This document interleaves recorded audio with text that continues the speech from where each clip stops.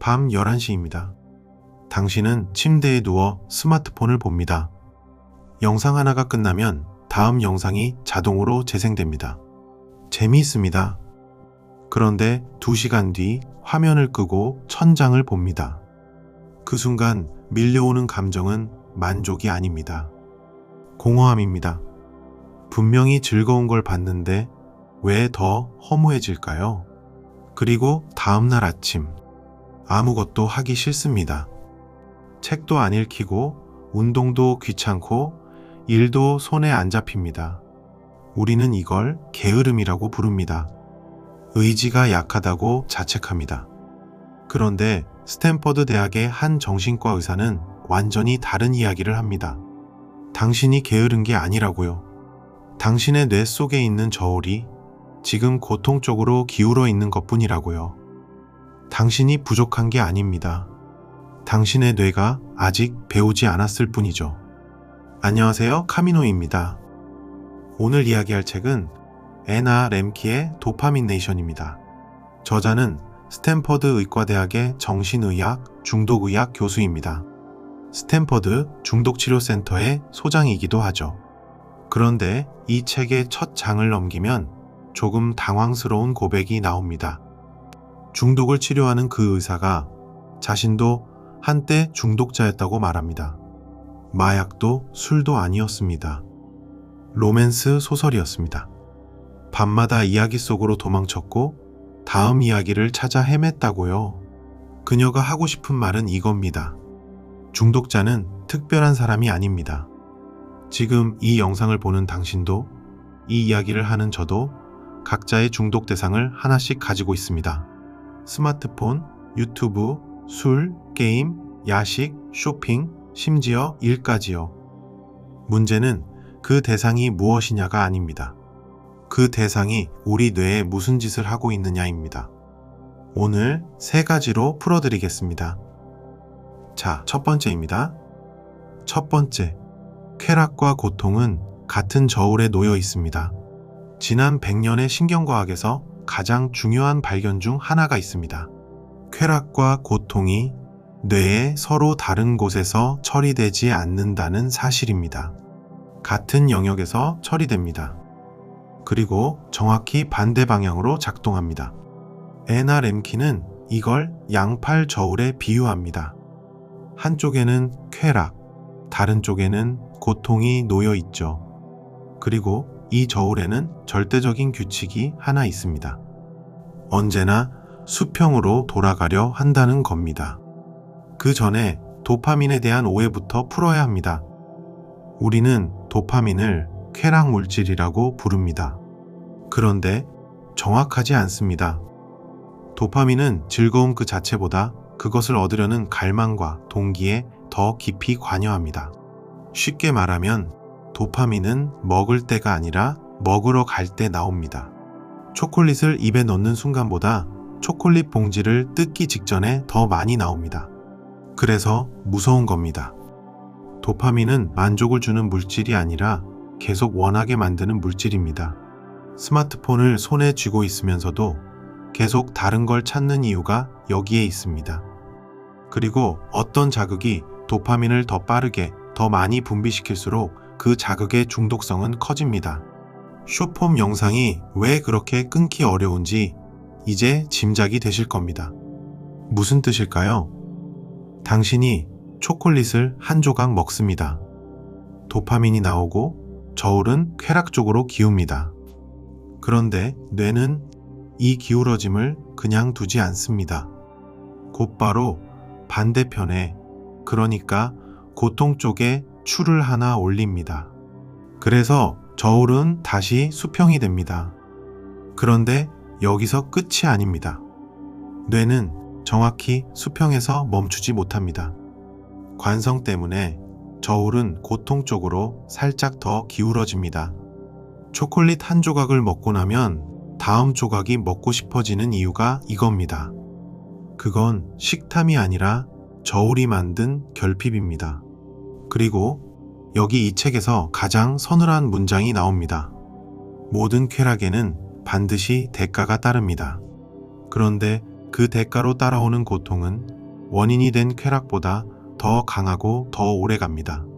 10분 즐거웠던 것의 대가가 2시간의 공허함으로 돌아오는 겁니다. 밤에 유튜브를 2시간 보고 나서 밀려오던 그 허무함. 그건 당신의 성격 문제가 아니었습니다. 저울이 반대편으로 기운 것 뿐입니다.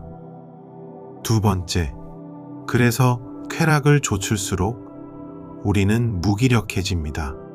여기가 오늘의 핵심입니다. 왜 아무것도 하기 싫을까요? 왜 예전엔 재미있던 것들이 이제 시시할까요?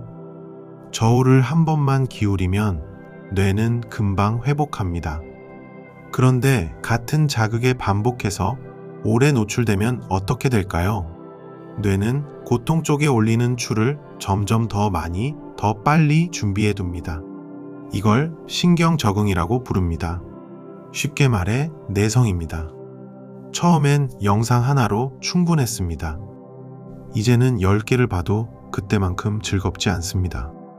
쾌락은 짧아지고 그 뒤에 공허함은 길어집니다. 이 과정이 계속되면 무서운 일이 벌어집니다. 저울이 아예 고통 쪽으로 기울어진 채로 고정됩니다. 뇌가 기준선 자체를 옮겨버리는 겁니다. 이 상태에 도달한 사람은 특별히 좋은 일이 없어도 늘 우울합니다. 가만히 있는 것 자체가 괴롭습니다. 그리고 여기서 결정적인 변화가 일어납니다. 이제 스마트폰을 집어드는 이유가 즐겁기 위해서가 아니게 됩니다. 그냥 평범한 기분이 되기 위해서입니다. 신경과학자 조지 쿱은 이 현상에 이름을 붙였습니다. 불쾌감에 따른 재발. 행복해지려고 손을 뻗는 게 아니라 괴로움을 잠시 지우려고 손을 뻗는 겁니다. 이 이야기가 남일처럼 들리지 않는다면 그건 당연합니다. 우리는 인류 역사상 가장 강력한 도파민 환경에서 살고 있습니다. 스마트폰은 알고리즘으로 무한한 자극을 공급합니다. 음식은 더 달고 더 자극적으로 설계됩니다. 쇼핑은 손가락 한 번이면 끝납니다. 과거에 술이나 도박에 접근하려면 어딘가로 가야 했습니다. 지금은 주머니 안에 있습니다. 애나 렘키는 중독의 가장 큰 위험 요소로 접근성을 꼽습니다. 그러니 우리가 유독 약해진 게 아닙니다. 환경이 달라진 겁니다. 그리고 그 결과가 아침마다 아무것도 하기 싫은 그 무기력입니다. 당신의 도파민 통장은 이미 마이너스인 겁니다. 혹시 이런 신호가 있는지 한번 돌아보세요. 예전에 좋아하던 취미가 시시해졌습니다. 음악을 들으면서도 손으로는 다른 걸 하고 있습니다. 밥을 먹으면서 영상을 봅니다. 영상을 보면서 또 다른 걸 검색합니다. 잠깐의 지루함도 견딜 수가 없습니다. 엘리베이터에서, 신호 대기에서, 화장실에서 우리는 반사적으로 주머니에 손을 넣습니다. 이건 습관이 아닙니다. 뇌가 기준선 아래로 떨어지는 걸 견디지 못하는 겁니다. 가장 슬픈 건 이겁니다. 자극이 강해질수록 평범한 것들이 사라진다는 것. 산책이 지루해지고 대화가 심심해지고 책이 안 읽힙니다. 우리가 잃어버린 건 집중력이 아니라 단순한 것에서 기쁨을 느끼는 능력입니다. 세 번째, 회복은 절제에서 시작되고 균형은 고통을 마주볼 때 완성됩니다. 그러면 어떻게 해야 할까요? 저자의 답은 단순하고 조금 불편합니다. 멈춰야 합니다. 그녀가 환자들에게 권하는 기간은 30일입니다. 왜 30일일까요? 저울이 원래 자리로 돌아오는데 그만큼의 시간이 걸리기 때문입니다. 처음 며칠은 오히려 더 괴롭습니다. 불안하고 잠도 안 오고 자꾸 손이 갑니다. 당연합니다. 저울이 고통 쪽으로 기울어 있는데 그 추를 눌러주던 것을 치웠으니까요. 그런데 이 시기를 견디면 놀라운 일이 벌어집니다. 뇌의 보상 회로가 제자리로 돌아옵니다. 그리고 어떤 일이 생기는지 아세요? 아침 산책이 좋아집니다. 해가 지는 게 예뻐 보입니다. 친구와의 저녁 식사가 즐거워집니다. 사라졌던 단순한 기쁨들이 하나씩 돌아옵니다. 물론 의지만으로는 어렵습니다. 그래서 저자는 자기 구속이라는 방법을 제안합니다. 나와 중독 대상 사이에 물리적인 거리를 만드는 겁니다. 첫째, 공간을 만듭니다. 스마트폰을 침실이 아니라 거실에 두고 잡니다. 과자를 사지 않으면 밤에 먹을 수 없습니다. 둘째, 시간을 정합니다. 저녁 9시 이후에는 보지 않는다고 미리 선을 긋습니다. 셋째, 아예 범주를 정합니다. 이 종류는 하지 않는다고 정하면 매번 고민할 필요가 없어집니다. 핵심은 의지력을 쓰지 않는 겁니다. 욕구와 행동 사이에 잠깐 생각할 틈을 물리적으로 만들어 두는 거죠. 그런데 절제만으로는 절반입니다. 이 책이 진짜 특별해지는 지점은 그 다음입니다. 저울의 반대편을 눌러보라는 겁니다. 쾌락을 좇으면 고통이 따라온다면 반대도 성립할까요? 성립합니다. 의도적으로 가벼운 고통을 주면 저울은 쾌락 쪽으로 되돌아옵니다. 이걸 호르메시스라고 부릅니다. 적당한 스트레스가 오히려 몸과 뇌를 강하게 만드는 현상이죠. 가장 유명한 예가 찬물 샤워입니다.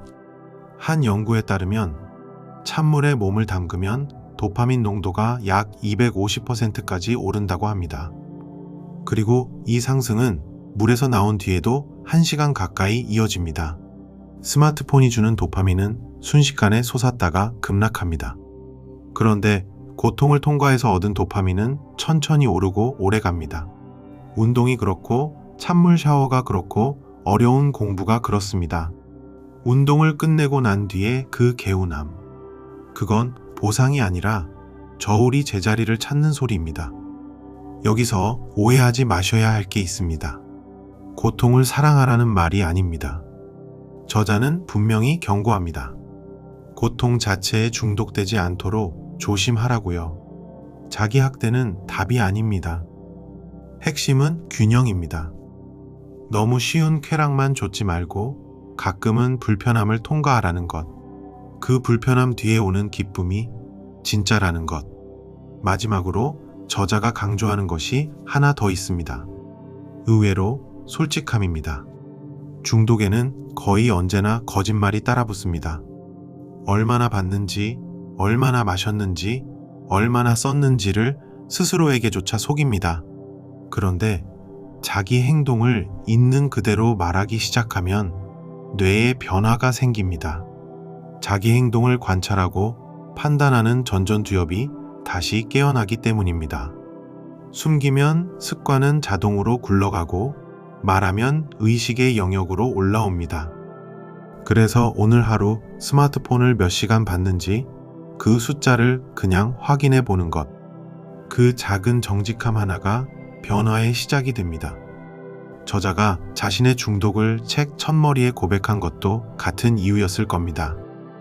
이제 정리하겠습니다. 오늘 3가지를 이야기했습니다. 첫째, 쾌락과 고통은 뇌의 같은 저울 위에 있고 모든 쾌락에는 반드시 대가가 따른다는 것. 둘째, 쾌락을 반복해서 좇을수록 저울은 고통 쪽으로 고정되고 그 끝이 바로 무기력이라는 것. 셋째, 회복은 절제에서 시작되고 의도적인 작은 고통이 저울을 되돌린다는 것. 이 셋을 관통하는 문장은 이렇습니다. 지금 당신이 느끼는 무기력은 즐거움이 부족해서가 아닙니다. 너무 많은 즐거움을 너무 쉽게 얻었기 때문입니다.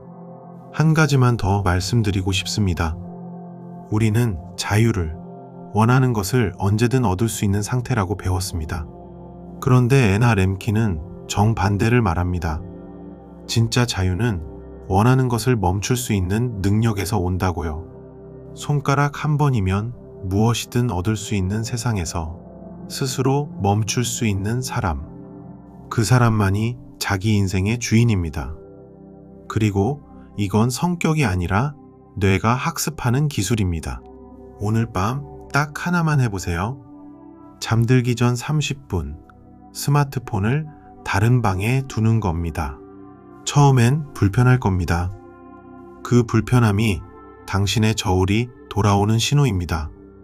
당신의 도파민 대상은 무엇인가요? 그리고 오늘 밤 무엇을 잠시 멈춰 보시겠어요? 댓글로 남겨주세요. 저도 같이 읽겠습니다. 이런 이야기를 계속 듣고 싶으시다면 구독과 함께 알림까지 눌러주세요. 성공한 사람들이 읽은 책을 계속 뇌과학으로 풀어드리겠습니다. 뇌는 언제든 다시 배웁니다. 고통 쪽으로 기울어진 저울도 시간을 주면 반드시 제자리로 돌아옵니다. 당신은 게으른 사람이 아닙니다. 아직 저울이 돌아오지 않았을 뿐입니다. 감사합니다. 지금까지 카미노였습니다.